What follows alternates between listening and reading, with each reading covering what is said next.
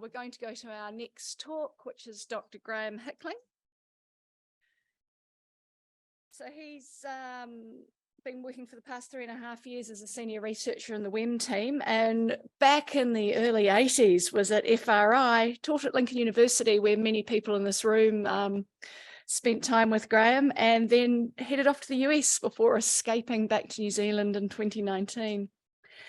Graham specialises in wildlife biology focused on management of New Zealand's introduced mammals, and he has a particular interest in video production, and you may see some of his clips today in the wallaby of his wallaby fieldwork.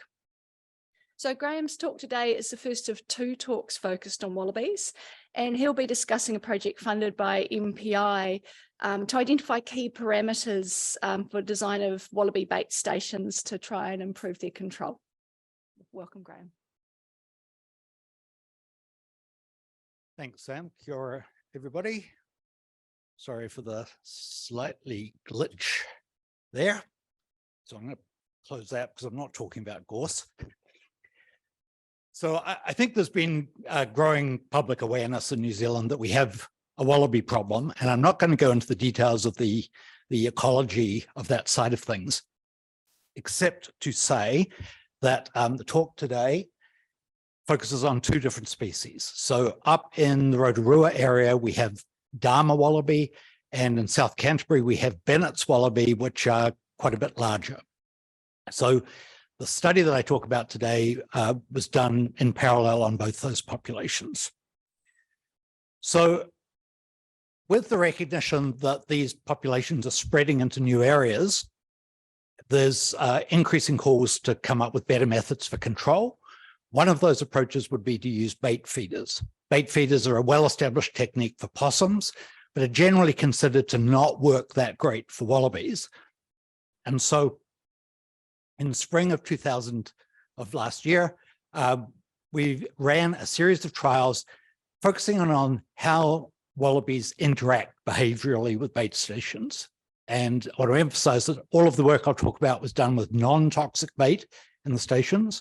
So these are studies about behavior, not about control. I'll come back to that at the end. So the 4 feeder designs that we looked at, the first is kind of the very traditional Marley downpipe hockey stick filled with cereal wallaby pre-feed. The second is called the Philproof, which is a commercial product, and we call it the modified Philproof in this case because we've opened up the mouth, gemmeled the opening a bit larger to accommodate the larger sizes of the wallabies. And then we've got a couple of striker treatments. And for those of you that aren't familiar with strikers, it's basically a wax-sided container that has ferrofeed paste inside it as an attractant. And then you can move into a toxic phase by inserting ferrotox cyanide capsules. And so traditionally those are used attached to something like a tree. In this case, we raised them up, stapling them to a tomato, basically just tomato stakes, and compared that with strikers laid on the ground. And the particular point there is that ground application of toxic strikers is not currently allowed under regulations, but there's been this kind of gut feeling among contractors that the wallabies seem to be more happy to take strikers off the ground. And the reason they know that is that possums quite often come along, rip them off the trees, dump them on the ground, and then the wallabies come afterwards. And so one of the interests here was, well, maybe if it's a lot better to have them on the ground, we should work towards registration of that as a deployment option. So those 4 treatments that I just talked about were compared with the kind of the non-treatment best case, which is just basically a pile of cereal pellets sitting on the ground, bait on the ground. And our comparisons were all done by setting up pairs of trail cameras, monitoring each of these stations, and running for a number of weeks, recording the behavior of wallabies and all the other species like possums and hedgehogs that came along. So just really briefly in terms of methods, we had the 2 field sites, Rotorua district and South Canterbury. These different treatments were laid out along linear transects, alternating the various transect types with some replication. 6 to 8 replicates. And these feeders are spaced about 200 meters apart. Now that's not enough to ensure wallabies don't move between them. And because it's a non-toxic trial, we know that the same wallabies are coming back to the same feeders as well. So all of the measures that I'm showing you are really measures of activity, not of population size or wallaby abundance. We know that along those transects, we've got a lot of differences in wallaby numbers and habitat types and access and so on. So each 2 weeks, we changed the order. And so that got adjusted 4 different times. And then in the statistical analysis, that helped us correct for side effects. So Sam mentioned video. I was told to include some video. So this just gives you an idea of the field. Emily Lawrence and Grant Morris from the Wildlife Ecology and Management Group are trialling various kinds of bait feeder to find a better way to target this pest species. They've established a transect through wallaby habitat, 40 different bait station treatments, and they're monitoring each of those sites with infrared control cameras.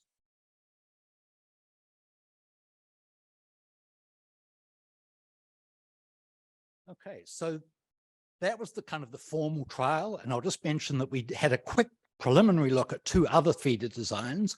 One's called the Rotorua feeder, which is basically a tube with kind of an entrance at the bottom, designed for possums. The idea is it's very waterproof, but possums will come and kind of go underneath and drag baits out.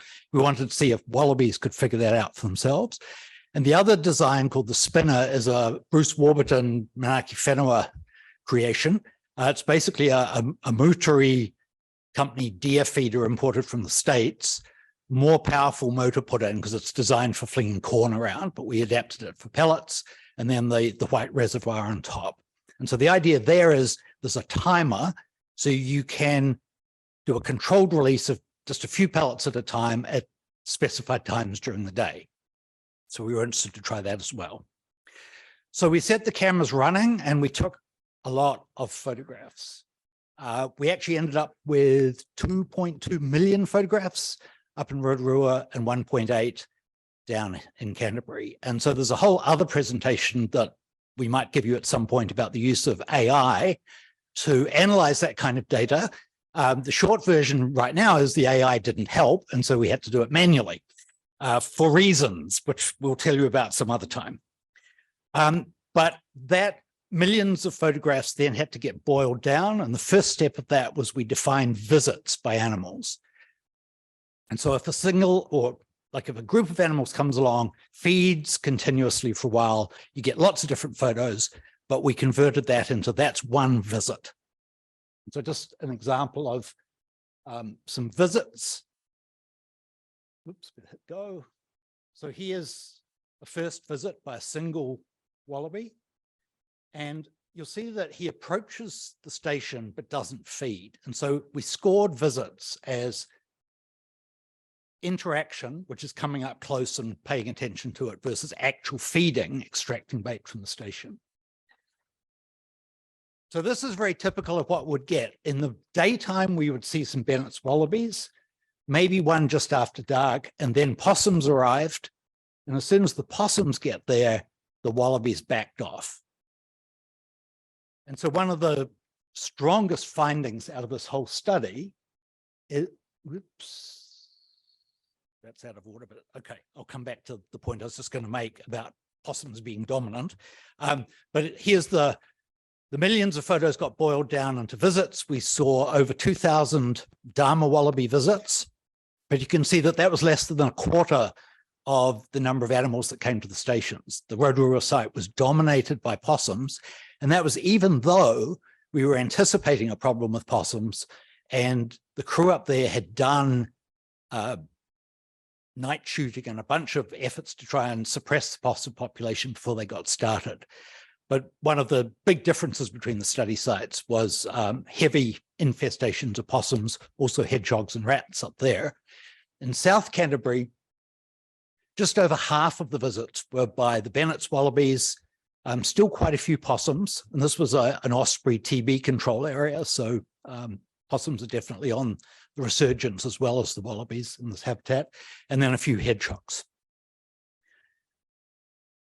Time of day, you can see broadly similar patterns in both areas, that wallaby activity at the stations peaked just on dark, and that's the orange bars, and then the grey bars, the possums. As possum numbers increased, the wallabies basically became a lot less active. And the reason for that is that, as I was saying before, the possums are behaviourally dominant, even though they are quite a bit smaller than the Bennets. And so what you'll see in this clip is some wallabies happily feeding, just going about minding their own business, having a nice time. Possum turns up, gets grumpy, chases them all off. The wallabies are actually reasonably determined to keep feeding there. This is well on in the study, and they know there's bait there. So they keep coming back, they keep getting chased away. And the only chance they get to feed again is once the possum decides to leave.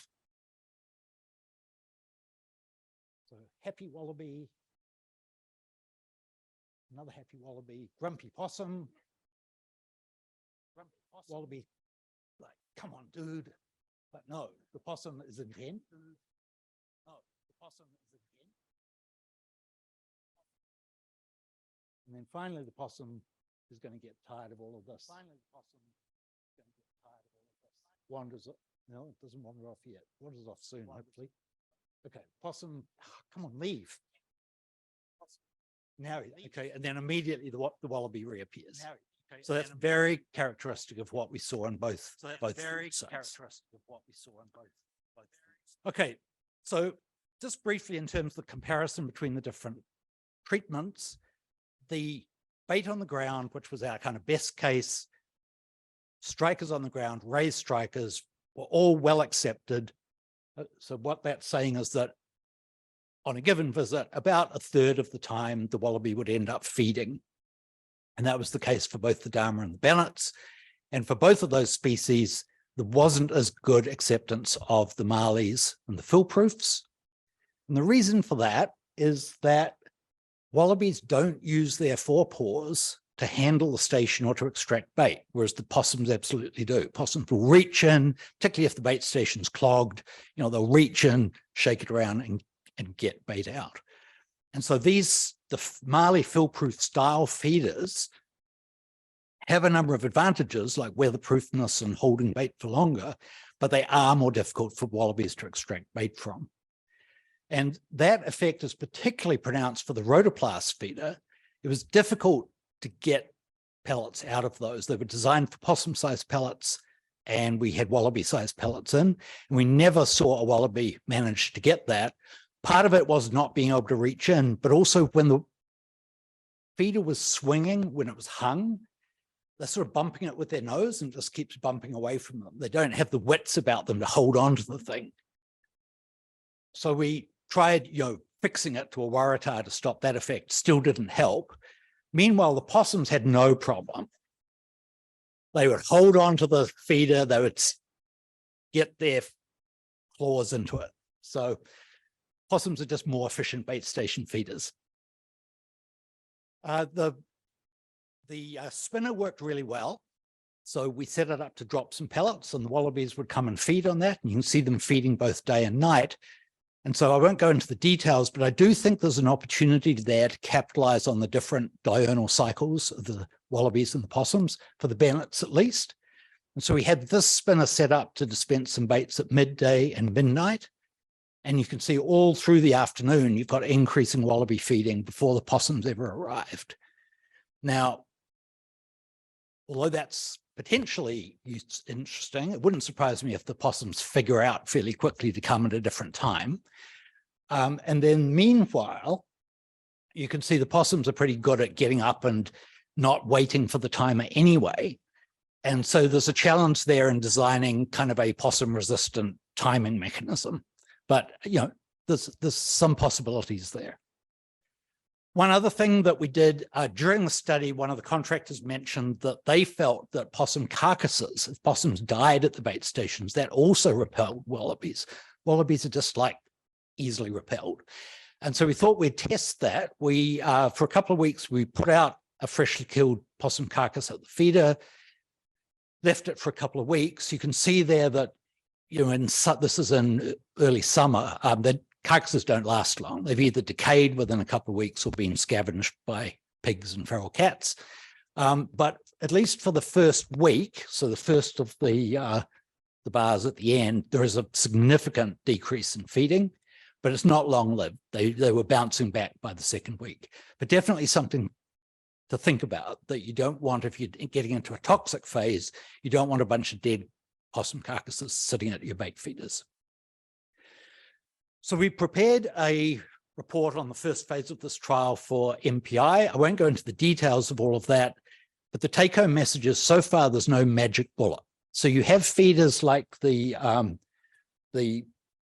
strikers on the ground, high feeding rate, which is good, but you're totally vulnerable to hedgehogs. So if you've got hedgehogs in the area, they will just mow through the bait. You've got feeders like the Philproof and the Marleys. They will keep bait in the area for longer, which is good if the wallabies are slow to arrive because of all the possum harassment, but they're bigger and less portable. So lots of pros and cons to think about. Where to next? Where we had anticipated going when we set up the original contract was to do a comparison of ground versus raised strikers, because we thought that might help with, registration of ground strikers. But we honestly don't think that that is worth doing at the present time, because the raised striker treatment was well accepted. And the point that I would make is that one of the important factors for wallabies is to remain vigilant, be able to be vigilant and survey the surroundings. They're just nervous animals. And I think raised strikers on a narrow little tomato stake facilitates pretty much the same as if it was on the ground. In fact, it keeps the head up, so they might quite like that. That's a bit different from a raised striker that's on the side of a broad tree trunk on a bush edge, where it's really cutting down visibility. So at least in the context of that kind of raised striker, we think that works well. The other direction that we're heading is that probably the main factor about wallaby use of bait stations is this non-target interference, particularly by possums. And so one way to address that would be to pulse toxic bait through periodically, clear out those non-targets, open the feeders up for the wallabies to get used to them. The wallabies will learn to use all these feeders. They just need the opportunity to get there while there's still bait present.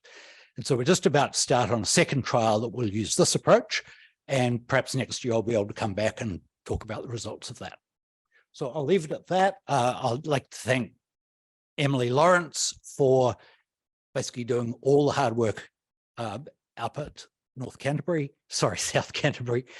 Tim Day and his colleagues at Day in the Bush ran the Rotorua field trial. The landowners, we really appreciate access to the land. And this work was funded through a contract through the National Wallaby Eradication Program that was managed by MPI. And I'd particularly like to thank Travis Ashcroft. Travis, I'm sorry. For MPI has been really great to work with in managing the program. So if there's time, happy to take questions.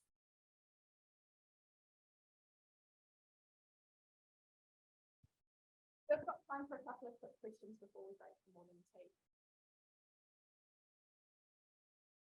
Thanks very much, Graham. Great to see you again.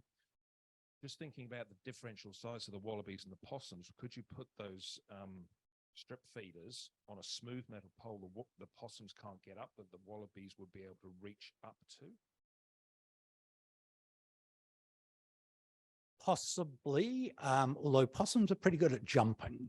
So I think what I anticipate what they would do is they get their foreclaws on and then do a pull up.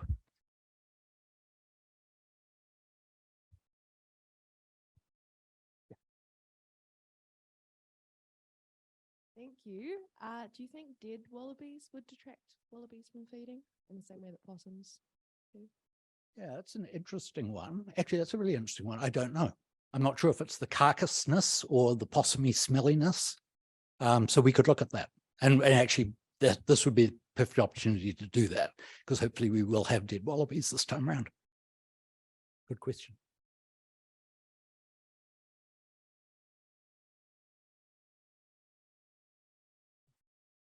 So pretty much all the results I showed you, really there weren't big differences between the two species. The one difference we did see was that the raised feeders had to be, I think, 20 centimeters at least up. Some were a bit higher than that. The very smallest dama juvenile wallabies, they'd be up on their tiptoes. And there's a few of them that didn't manage to get at those feeders. So that raising is probably up in dama habitat. You ought to kind of be a bit cautious about getting them too high.